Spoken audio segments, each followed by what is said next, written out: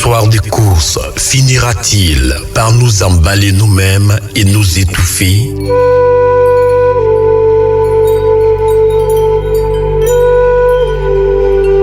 Il ne coûte en moyenne quelques centimes, mais ses dégâts sont énormissimes.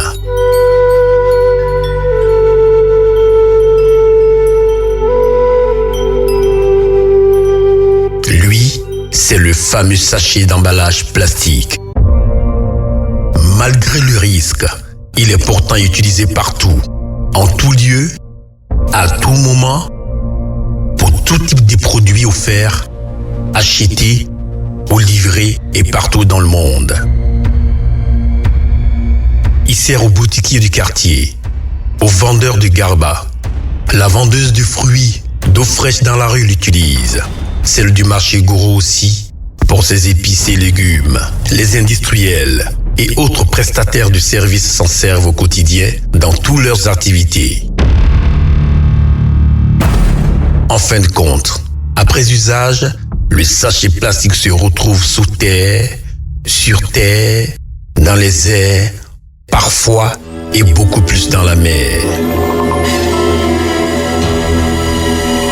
Partout où il se trouve, il bouche, il obstrue, il détériore, il dégrade, il dénature même la biodiversité ainsi que la santé humaine.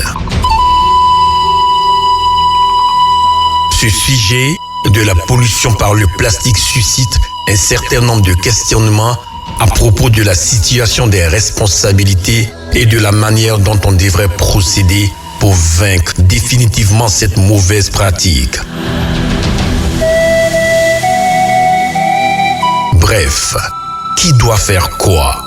La réponse semble claire, évidente. Informer, sensibiliser, éduquer, comme le fait d'ailleurs la première radio ivoirienne 100% développement durable, Radio Génération.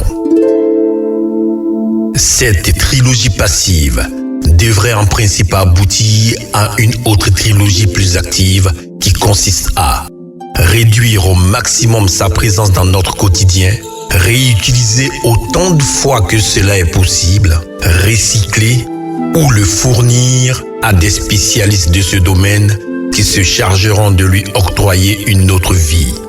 Sachet plastique, tueur silencieux. Cette pollution par le plastique est désormais indéniable. Il faudrait donc une véritable prise de conscience collective sans exception pour la vaincre, au risque de voir notre seul et unique cadre de vie devenir le mouroir de l'humanité. Le petit sachet plastique, un grand destructeur massif.